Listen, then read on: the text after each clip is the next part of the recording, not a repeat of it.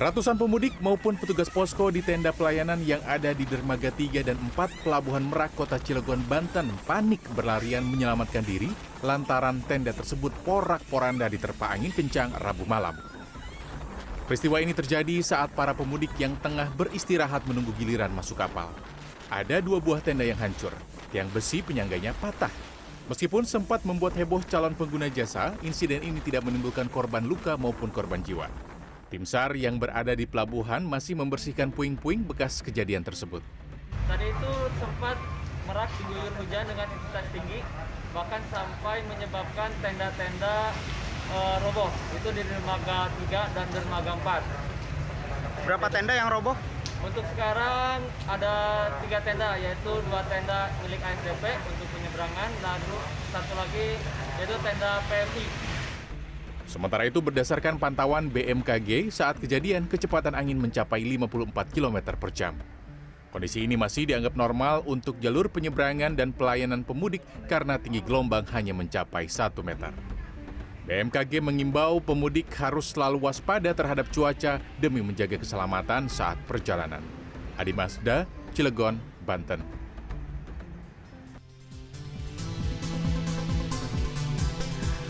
Halo, good morning. Ya, kalau kita lihat sekarang geliat orang untuk mudik sudah mulai tampak ya. Tol di Cikampek sudah mulai macet, di Merak untuk penyeberangan juga sudah mulai macet. Di mana-mana sudah mulai macet pokoknya. Iya, karena memang diprediksi hari ini nih tanggal 28 April itu puncak arus mudik di beberapa titik ya. Nanti kita akan coba lihat dan pantau nih bersama dengan Anda. Kira-kira bagaimana kondisinya pagi ini. Plus lihat juga prediksi cuaca. Betul. Jakarta itu tidak akan cerah loh bahkan. Tidak akan cerah ya? Tidak akan cerah diprediksi oleh BMKG. Ada hujan petir bahkan di siang sampai malam hari. Nah, bagaimana dengan daerah Anda? Jadi memang harus hati-hati ya sebelum bepergian. Nah, Good Morning punya informasinya. Kita akan mulai dari sekarang. Saya Daniar Akhri. Dan saya Alfian Raharjo.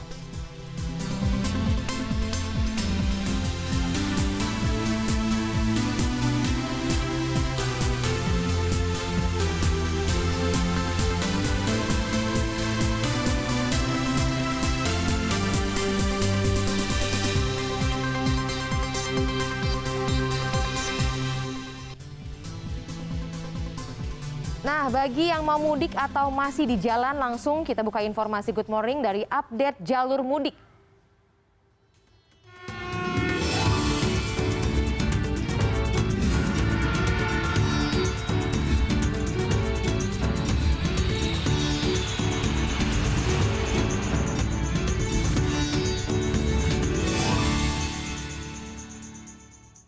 Kita mulai dari ruas tol Cipali yang kembali mengalami kepadatan arus dari arah Jakarta menuju Jawa Tengah, tepatnya di kilometer 84 Subang pada Kamis dini hari. Kepadatan terjadi sepanjang 14 km. Ya, dan akhirnya untuk mengantisipasi lonjakan arus mudik di ruas tol ini, Korp Lalu Lintas Polri akan menerapkan sistem ganjil genap serta one way dari kilometer 47 ruas tol Jakarta Cikampek hingga kilometer 414 gerbang tol Kali Kangkung mulai jam 5 sore nanti. Kamis dini hari, ruas tol Cipali kilometer 84 Subang, Jawa Barat dipadati kendaraan pemudik. Kemacetan diperkirakan sepanjang 14 km. Laju kendaraan semakin melambat akibat banyaknya kendaraan yang akan masuk rest area. Berdasarkan informasi yang didapat dari petugas kepolisian di lapangan, kemacetan terjadi sejak keluar pintu Cikatama. Kemacetan juga terjadi di ruas tol Jakarta Cikampek, kilometer 48 Karawang, Jawa Barat, Kamis dini hari. Antrean kendaraan mengular hingga ke tol layang MBZ. Untuk mengurangi kemacetan, petugas memberlakukan kontraflow dari kilometer 47 sampai kilometer 70 gerbang tol Cikampek Utama. Sementara itu, untuk mengantisipasi adanya lonjakan arus mudik di ruas tol, Korlantas Polri akan menerapkan kebijakan ganjil genap sekaligus sistem one way mulai kilometer 47 ruas tol Jakarta Cikampek hingga kilometer 414 gerbang tol Kali Kangkung. Kebijakan ganjil genap dan one way ini akan mulai diterapkan sejak Kamis pukul 5 sore hingga hari Minggu mendatang. Namun penerapannya hanya pada jam-jam tertentu. Tim Liputan CNN Indonesia. Lalu untuk mengetahui bagaimana kondisi saat ini di tol antara Jakarta Cikampek, kita telah tersambung dengan produser lapangan CNN Indonesia Iqbal Kiarso di ruas tol Jakarta Cikampek. Ya, good morning Iqbal. Kami lihat di belakang Anda ya ramai lancar ya. Sepanjang apa tuh kemacetan terjadi dan bagaimana pantauannya sekarang? Ya, selamat pagi Alfian dan juga Daniar. Ini sejak pagi memang suasana puncak arus mudik hari pertama di tanggal 28 April 2022 sudah terlihat sejak malam tadi. Di mana tadi kami berangkat sekitar memasuki jalan tol Jakarta Cikampek ini sekitar pukul 4:30 pagi. Dan sejak saat itu juga kepadatan sudah terjadi. Di mana saat ini hingga pukul 7 pagi tadi kendaraan masih terlihat padat di tol Jakarta Cikampek kilometer 48. Dan tadi pagi kami sempat melihat bahwa ada terjadi rekayasa lalu lintas yaitu kontraflow yang dimulai dari kilometer 47. Di mana dari kilometer 47 memang sudah terlihat adanya kepadatan sehingga di titik tersebut kontraflow sudah diberlakukan. Dan kemacetan ini terjadi sepanjang kilometer 48 di tempat saya melaporkan saat ini. Dan ini prediksinya memang sampai ke kilometer-kilometer selanjutnya hingga kilometer 57 dan juga gerbang tol Cikampek Utama. Dan untuk mengetahui bahwa kemacetan ini memang sedang terjadi, ini saya sudah akan menanyakan kepada salah satu pemudik yang melewati tol Jakarta Cikampek. Selamat pagi, Pak. Selamat pagi. Dengan Pak siapa Pak namanya? Dengan Pak Bagus Handoko. Nah, Pak Bagus Handoko, ini tadi Pak perjalanannya dari mana dan akan kemana, Pak? Ini saya dari Jakarta, nanti rencana turun dari Semarang untuk lanjutkan ke Tuban itu rencananya. Nah, untuk perjalanannya tadi dimulai dari jam berapa, Pak? Dan apakah memang sudah terjadi kemacetan sejak berangkat tadi, Pak? Saya mulai berangkat tadi jam 5 habis subuh. Untuk mulai kemacetannya sekitar di kilometer 42 tadi mulai kemacetan. Nah, ini kan sebenarnya masuk ke wilayah bukan rest area ya, Pak. Ini berhenti, kenapa Pak memutuskan untuk berhenti di sini, Pak? Ya tadi kan berhubung agak macet ya di kilometer 42 sampai di sini tadi. Itu kebetulan istri juga pengen itu kan buang air gitu kan di sini. Jadi terpaksa untuk kita untuk ngeres dulu di sini, Pak. Nah, apakah Bapak tahu nih apakah nanti ada ganjil genap itu apakah akan tahu Pak di tol Jakarta Cikampek ini? Kalau sini sih kemarin sih sempat tahu, tapi juga kami nggak tahu nanti kalau kedepannya bagaimana nanti kalau selanjutnya. Nah, kebetulan ini memiliki plat ganjil atau genap Pak sehingga memutuskan untuk berangkat lebih pagi nih, Pak. Kalau saya kan kebetulan plat ganep ya, hari ini juga tanggal 28. Saya rasa juga pas ya kalau yang 28 sama-sama ganepnya gitu, Pak. Nah, tadi kenapa Pak untuk memilih berangkat lebih cepat gitu, Pak? Maksud hati sih pengen antisipasi aja biar nggak macet. Kan kemungkinan kalau semakin siang juga semakin panas gitu kan. Kalau panas-panas di sini kan lebih kita mendahului berangkat pagi gitu. Kalau sama macet-macet juga masih agak-agak ringan lah kalau. Baik, terima kasih banyak atas waktunya Pak Handoko. Ya, memang Alfian dan Daniar ini sebenarnya ini bukanlah rest area yang memang ditempatkan untuk bagi para pemudik. Namun karena adanya kemacetan yang begitu panjang hingga mencapai kilometer 57 di mana terletak rest area, ini banyak mobil-mobil yang berhenti di bahu jalan.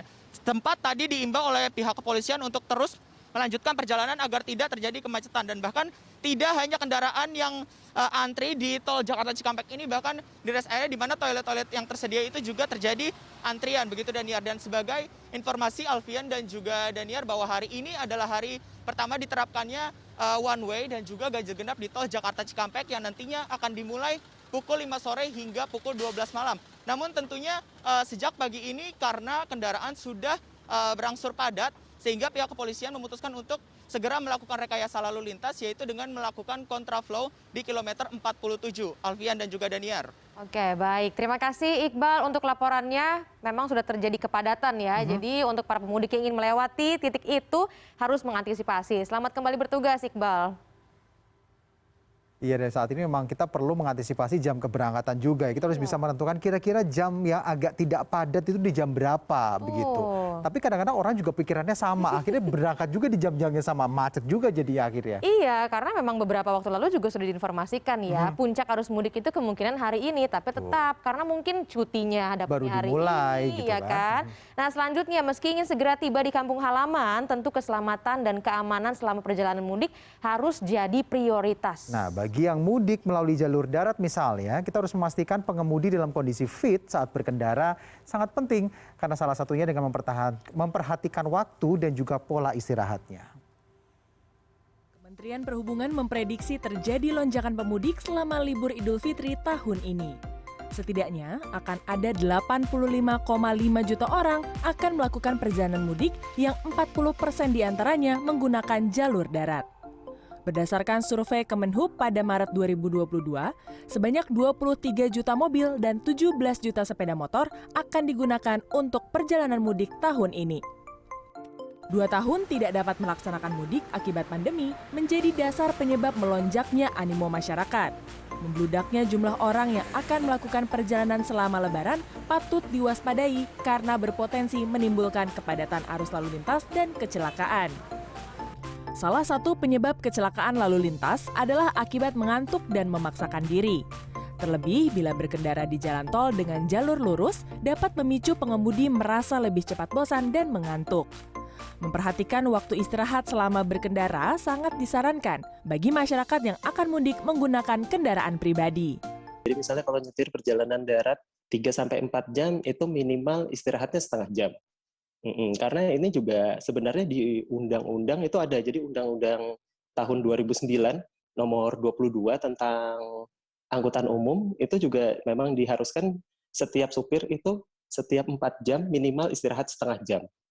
Gitu. Atau setara sekitar 300 kilo. Pengemudi atau orang yang kelelahan akan ditandai dengan sering menguap, mata berat, respon tubuh atau refleks yang lambat. Kelelahan yang dibiarkan bisa membahayakan keselamatan jiwa. Maka, penting bagi Anda sebelum berangkat mudik untuk merencanakan perjalanan dan mengetahui titik-titik posko peristirahatan. Ketahui kondisi tubuh Anda, gunakan sopir cadangan untuk bergantian menyetir, terutama bila tubuh sudah memberi sinyal kelelahan. Selanjutnya, yang tidak kalah penting adalah penuhi kebutuhan energi dengan memperhatikan asupan gizi saat sahur dan berbuka. Makanan dan minuman yang terlalu manis dan terlalu berminyak memang akan membuat kenyang, tapi tidak tahan lama dan cenderung membuat lebih cepat ngantuk. Perbanyak minum air putih ketika sahur, berbuka, dan istirahat untuk menjaga kebutuhan cairan dalam tubuh dan meningkatkan konsentrasi. Terakhir, lakukan peregangan otot dan cuci muka secara berkala, agar tubuh terasa lebih segar dan siap untuk melakukan perjalanan ke kampung halaman.